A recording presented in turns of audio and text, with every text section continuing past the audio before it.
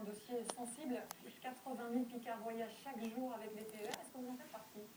Non, puisque Pourquoi vous ne prenez pas le TER? Tout simplement parce que j'habite à 5 km de mon lieu de travail, et donc je n'ai pas à prendre le train pour le faire. Vous ne connaissez donc pas la réalité des difficultés que rencontrent aujourd'hui les voyageurs? Au contraire, puisque quand je vais à Paris, et cela m'arrive dans le cadre de mes fonctions professionnelles, mais également politiques, je prends plus facilement le train que je n'y vais en voiture, et donc le conseiller régional, quel qu'il soit, considérant que c'est quand même un quart du budget régional, il doit être un peu au courant de ce qui se passe sur les lignes régionales, être à l'écoute des usagers pour bien comprendre les problèmes et pour faire avancer la politique régionale à ce titre. Alors les griefs des voyageurs habituels sont nombreux, des TER bondés, en retard, un manque d'information, on entend cela aux quatre coins de la France.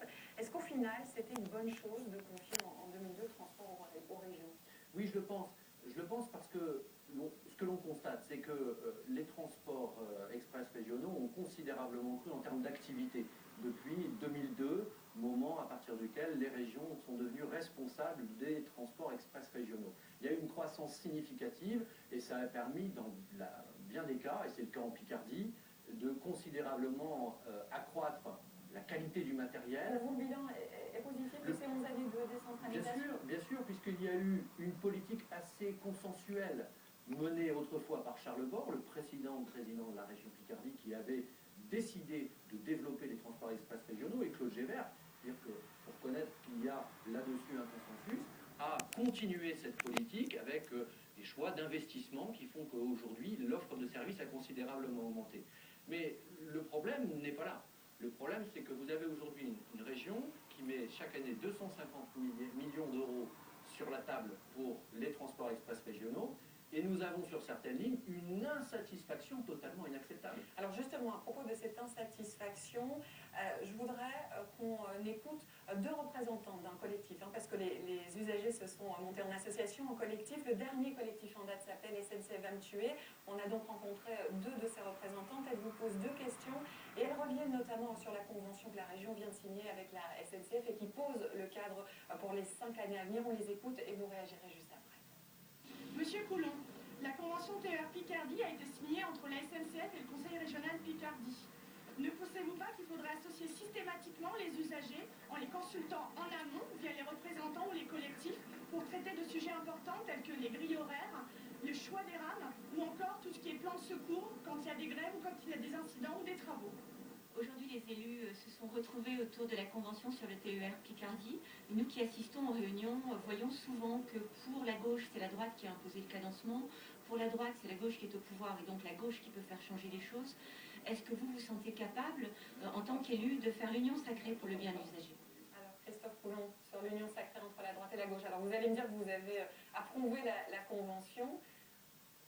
Oui, mais encore une fois, je ne voudrais pas me dédouaner de la situation. Et puis je trouve que la collectivité régionale, elle n'est pas coupable, mais elle est responsable. Et en l'occurrence, je suis assez d'accord avec l'une des deux intervenantes, quand on entend de la part de la majorité régionale nous dire que le bazar sur les lignes picardes, c'est dû au cadencement, qui présente un certain nombre de difficultés, je trouve que ce n'est pas une réponse acceptable. Mais pour les usagers, on a quand même le sentiment que ni la droite ni la gauche ne peut répondre de manière satisfaisante à leurs difficultés. Je dirais qu'au milieu de tout ça, vous avez un système à trois. Vous avez les usagers d'un côté, vous avez la région qui est financeur, qui est ordonnateur, et vous avez au milieu de tout ça, vous avez un exécutant, si je puis dire, qui met beaucoup de guillemets, qui est la SNCF. Donc c'est un partenariat à trois. Il ne vous a pas échappé que les élus de tous bords, et là encore, là c'est vraiment l'union sacrée, étaient plutôt insatisfaits des performances constatées sur un certain nombre de lignes, des choix aussi qui sont opérés à certaines heures, notamment en matière de grille horaire. Mais votre rôle d'opposant justement à la région, c'est pas de proposer autre chose? Je dirais que notre rôle d'opposant, c'est d'abord de faire entendre la voix des usagers, parce que là, je mettrai un bémol aux commentaires de la première représentante, et d'ailleurs, je crois qu'une de mes collègues, Marie-Noëlle Martin, qui est conseillère régionale dans l'Oise, s'est appuyée sur les positions de SNCF va me tuer pour argumenter notre proposition, notre intervention lorsque nous avons dû nous prononcer sur la nouvelle convention. Et donc, on entend la voix des usagers. Je crois que nous portons tous des inquiétudes, et dans les comités étoiles que nous avons sur les territoires, où viennent d'ailleurs les représentants des usagers, nous relayons le même sujet. C'est une pression à mettre aujourd'hui sur la SNCF pour obtenir des résultats. La convention que nous avons signée, là, moi, j'ai pas peur de dire qu'il y a de très bons éléments dedans.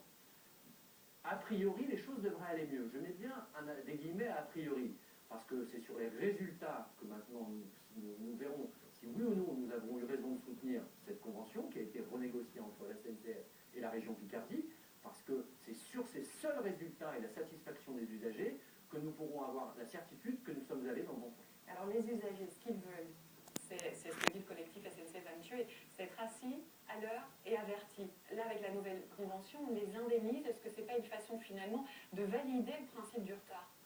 Être assis, c'est vrai, il y avait une situation totalement intolérable sur certaines lignes. Il y avait Le conseil régional a décidé de l'achat d'un certain nombre de matériels, que ce soit les régios de Zen ou les régiolis, des matériels qui vont commencer à être mis en service dès l'année 2013 et qui vont, sur les lignes les plus denses, considérablement améliorer la situation. Sur les grilles horaires, encore une fois, les comités étoiles sont plutôt là pour entendre les demandes des usagers et je crois que là-dessus, personne n'est fermé.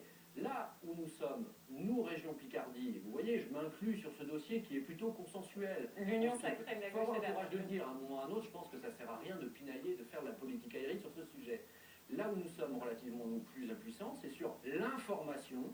Et là, il est vrai que la SNCF a un comportement qui est incompréhensible parfois, manque d'information totale, affichage des trains encore au départ alors que ceux-ci sont annulés. Et donc là, il y a vraiment à progresser sur ce sujet. Alors Christophe Coulon, une autre question sur un sujet d'actualité qui concerne directement votre département l'Aisne, c'est le dossier du